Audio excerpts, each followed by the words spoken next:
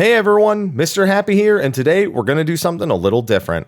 Many people have asked me what job I would personally want to add to Final Fantasy XIV if I had my choice. And my answer has always been Puppetmaster. This was a job in Final Fantasy XI that just really clicked with me. I think we all know what it's like when you're playing an RPG and you find a class or a character that just works for you. Hell, I even bought and played BlazBlue just to learn Carl. I'm terrible at it, but I learned it. Anyway, a bit of a minor spoiler alert for the Emeliant's delivery quests, but there are some cutscenes describing using ether to control mammoths. So people hit me with the eyes emoji and said, "Yo, Haps, 7.0 Puppet Master?" Honestly, I doubt we'd see it anytime soon, if even at all. It was mentioned as a potential limited job when Blue Mage was announced, and Yoshida outright denied ever even considering it in an interview even further back. All the same, I wanted to give you a bit of a lesson about how Puppetmaster worked in Final Fantasy XI, its job identity, gameplay mechanics, history, and present function. Then, I'll cover one idea of how it could enter Final Fantasy XIV as a full job, no limited jobs here. So Puppetmaster was introduced in Final Fantasy XI in April 2006 with the release of the expansion The Treasures of Aht-Urhgan. It was a pet job where the master focused on issuing commands to their automaton. After unlocking the job and naming your automaton, you would gradually unlock new types of frames and headpieces for it, each affecting their stats and behavior. The basic Harlequin was an unspecialized beginner frame. The Valor Edge was a melee frame, the Stormwaker was a magic frame, and the Sharpshot was a ranged frame. The headpieces largely complemented these frames, though the Stormwaker one could be paired with 3 different headpieces. Another Stormwaker headpiece for Red Mage, Soul Soother for White Mage, and Spirit Reaver for Black Mage. In addition to the frames and heads of the automatons, you could also equip attachments. These took up slots in the automaton's frame and had to adhere to elemental restraints for balancing purposes. These attachments would provide bonus stats, adjust behavior, or force certain actions to be executed under certain conditions. The job identity was largely based around the mixing and matching of all these different parts before a fight, depending on what you wanted to achieve. The Puppet Master themselves would simply issue commands called maneuvers to their puppet to influence its behavior, instead of giving it direct commands. Each maneuver was a different element and would buff attachments of the same element while active. They would also influence behavior in other ways, such as determining weapon skills or spells used. Maneuvers would also place burden on the automaton, and with more burden, you'd have a chance of overheating and weakening it severely until overheat wore off. So a careful balance of issuing maneuvers and attempting to avoid overheating was key. The Puppet Master themselves could also fight technically, but their physical stats and skills were severely lacking, making the automaton the majority of their strength.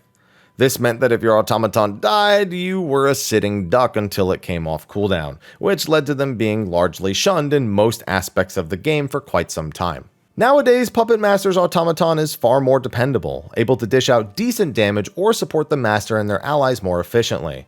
You can also emergency summon it more frequently, though it will be in a weakened state initially. The Puppet Master themselves also have good stats now, so going full DPS as the master or just having the puppet back you up is a viable method. The Valor Edge frame is also an incredibly durable tank, able to maintain tons of damage and out-heal the enemy it's attacking with ease. It's nothing compared to a traditional tank, especially in regards to aggro, but it has some niche uses. As you can see, the flexibility of the automaton and the various ways to influence its behavior are essential to how the job works, while also being sort of an omni-role job. This is why Yoshida mentioned it as a limited job possibility. He figured the job fantasy was largely about mixing and matching all these parts. However, I feel that a similar job fantasy can still play out without that kind of customization. So I've done just that. I've determined a role, a gameplay identity, and even a potential kit for one way the job could be introduced in Final Fantasy XIV. Bear in mind, I don't think this is how it needs to be done in any capacity. I often kind of discourage this kind of discussion because, well, a lot of people come to me for validation or confirmation of how they imagine something would be, and I've just seen that kind of thing be abused in the past. So I'm not looking for any sort of confirmation or validation here. I just wanted to come up with something for the sake of the video. So if it turned out completely different, that would be cool for me. Anyway, let's check it out. First, the role. Puppet Master could be pretty much any role in 11, so determining where it fits in 14 was a bit tough initially. Maybe make it a melee and focus on the Valor Edge frame, maybe make it a ranged for sharp shot, or maybe even make it a tank. I mean, just hold the automaton up the block like you're Peach in Smash Brothers and you're good. However, in the end, I actually landed on ranged physical as the role of choice. It'll make more sense shortly, and it's not because I've played the role so much in the past. But I gotta admit, the frilly outfit was one of the things that kind of pushed me into that idea. It matches some of the other things we have in the role already. For the weapon, I also originally considered using what is called an animator. In Final Fantasy XI, this was the ranged equipment that puppet masters had to wear to even issue commands to the puppet. This would be fine, I suppose, holding the animator in the master's hand and having all the different designs for it, but how dope would it be if the automaton's head was the weapon? Probably look pretty weird in the actual equipment screen, but I feel like it fits. It matches the concept of mixing and matching the parts, and it also means you could have some awesome effects and tons of different puppets. An ultimate puppet master weapon making your automaton itself glow with a crazy design? I'm about that. The devs want to move away from using the offhand slot, otherwise I'd maybe suggest the frame could be your offhand weapon. I have other plans for that though, so that's fine. I also don't want the automaton to be an actual pet.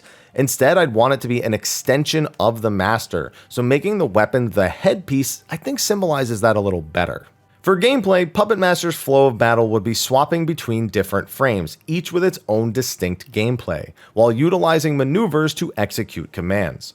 The automaton itself is designed to imitate the feats of various adventurers, thus each frame will have micro versions of various gameplay mechanics found in other jobs. There are quite a few layers to this, so I definitely think it should have fewer buttons that alter depending on which frame is currently active. First up, the frames. Valor Edge causes your automaton to dash into the thick of the fight to dish out serious damage, but you can still stand away. Stormwaker is a backline frame that focuses on magic, and Sharpshot is a ranged frame focused on opening up enemy weak points. As you use a frame, it will gradually generate pressure. After 30 seconds, the frame's pressure will fill and can be released upon changing to a different frame. The newly activated frame would start in the overclock status, giving the party a buff and recharging some of the Puppet Master's skills. Remaining at 100% pressure probably shouldn't have any downsides, so that way you can adjust to deaths or optimal rotations and feel a little less rigid. Each frame has 3 single target weapon skills and 3 AoE weapon skills. These weapon skills each generate 1 maneuver, lightning, fire, or wind. With 3 maneuvers, you can use deploy to execute a skill depending on the combination. This totals 3 additional skills, 1 for each maneuver, 3 of the same maneuver, and any combination that doesn't meet the other 2 conditions, basically a 2-1 combo. Each frame has a different skill for each of these, so mastering every one is key. Activating a frame would be an off global, but I think all the maneuvers and the deploy actions should all be global cooldowns. Maneuvers also can't be maintained between forms, but all other buffs can. Also, if you actually use a maneuver weapon skill when you already have 3 active, it will overwrite the one that you put up first, not the one that you most recently put up. First up, Valor Edge. When entering the frame overclocked, it provides a 3% damage buff to the team for 20 seconds.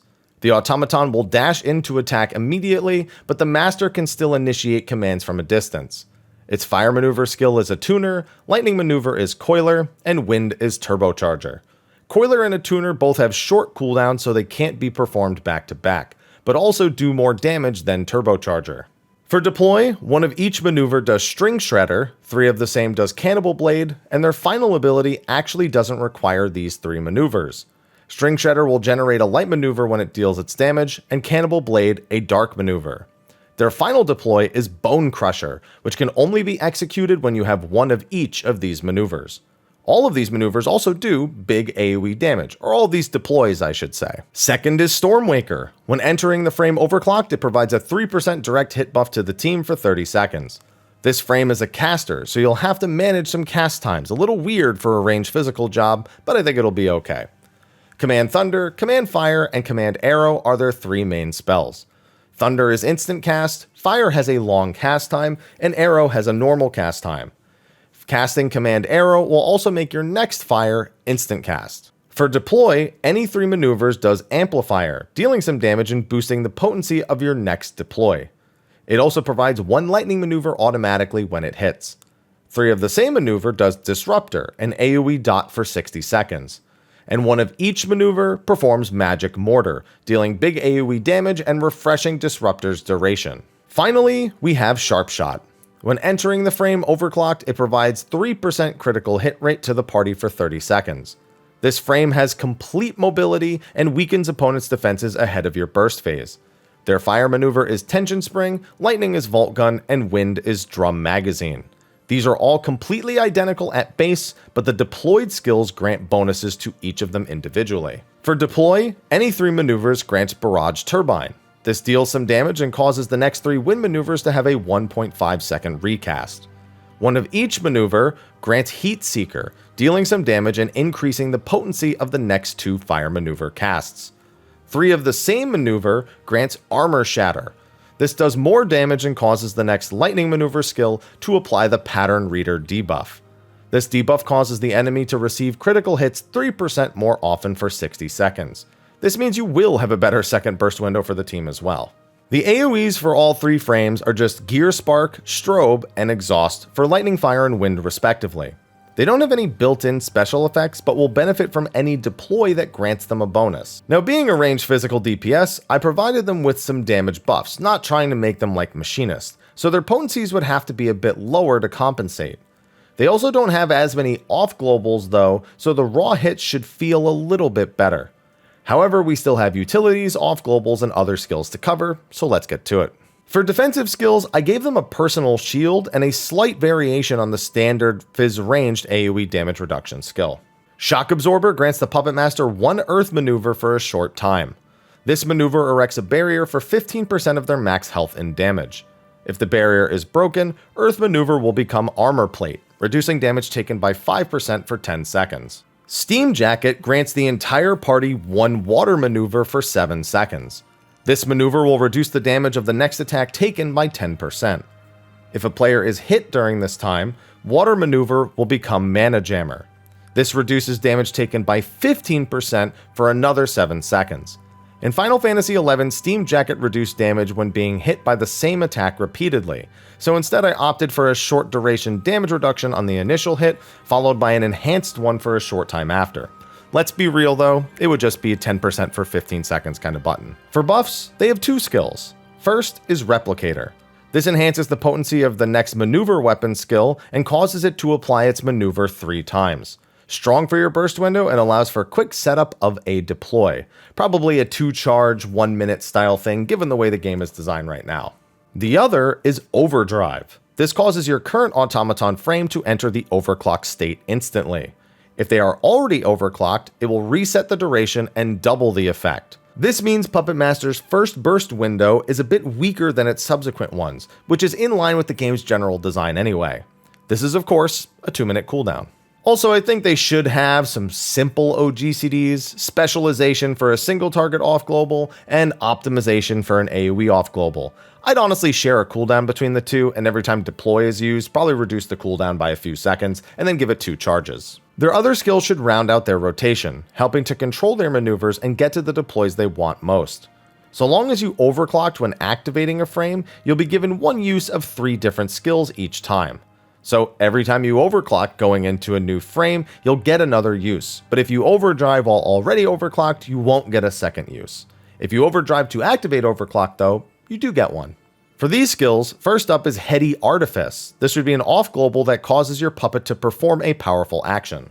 During Valor Edge, Heady Artifice will cause the automaton to perform Stringing Pummel, which deals big damage and generates 1 dark and 1 light maneuver. Useful during your 2 minutes to get multiple Bone Crushers in. Stormwaker performs Tranquilizer, dealing some damage and generating 3 ice maneuvers. Each stack makes Command Fire instant, so it's 3 instant fire casts.